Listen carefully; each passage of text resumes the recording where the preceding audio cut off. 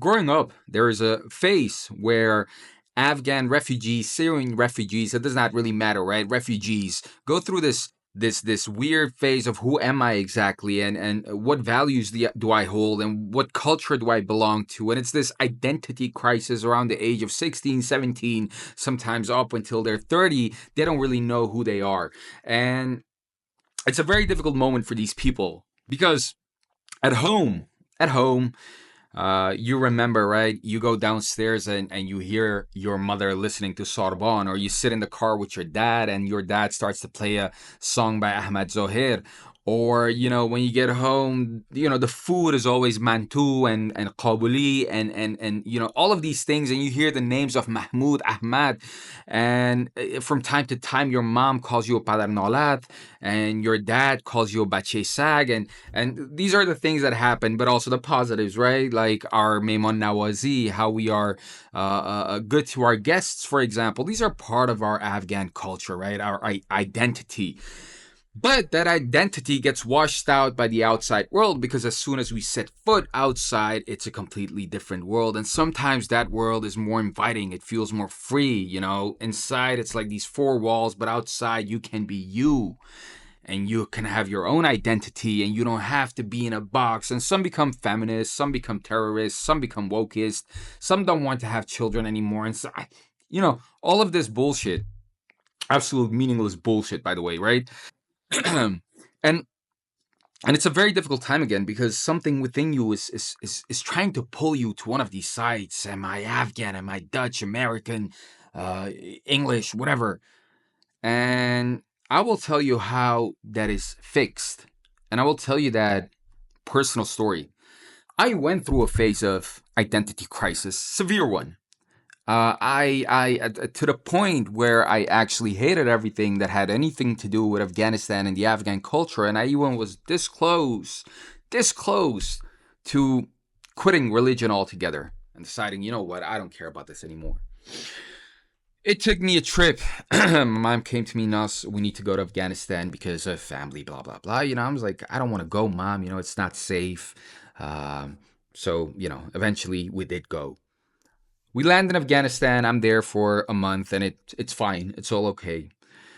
The next year, I go again because the first time, I didn't get killed. So I thought, why not? Let's go again. And then the second time you go there, you get close with your cousins, and you start to get to know them better. And you see that, hey, there's not much of a difference. They also want to play around. They also want to joke around. They're people just like me. After a while, what happened, something in your brain changes. You remember when I told you about everything that had anything to do with the Afghan or Islamic culture happened within your house? After a while in Afghanistan, in my case, I got into an old Toyota Corolla taxi. I get into that and the driver asks me, "Are you okay with music?" I'm like, "Sure." And he turns the volume up and it's Ahmad Zahir. And it immediately took me back. I got out of the taxi. I walk past a couple of restaurants and I smell kabuli and bulani and even shurwa. I hate shurwa, by the way. And it reminds me of home.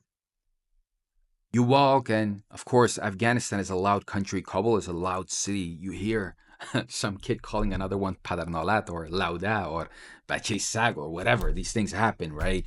And even that is like, damn, man, that feels like home. And that is the moment where you realize that that person you were inside your house is exactly the person you can be in your country. You look around and you see Ahmads and Mahmouds and Farids and Nawids and Walids and Saids and Nosers. And it just feels so familiar. You walk around and you look at people and you see they look exactly just like you. You walk into a store, they greet you with Salam Alaikum.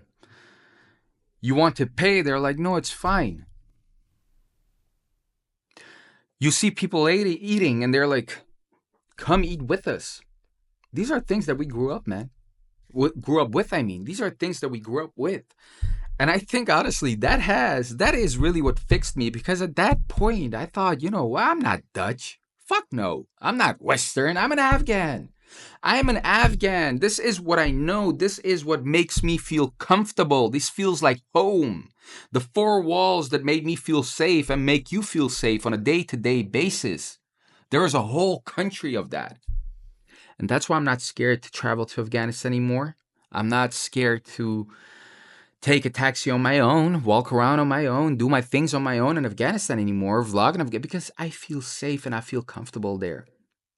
So this is just a message for those who are going through an identity crisis, whether you're Afghan, Syrian, whether it does not matter. If you're a second generation and you got sucked into this bullshit, meaningless Western way of life, visit your country once. Visit your country once. Feel what you felt back at home. And that's all that is the message.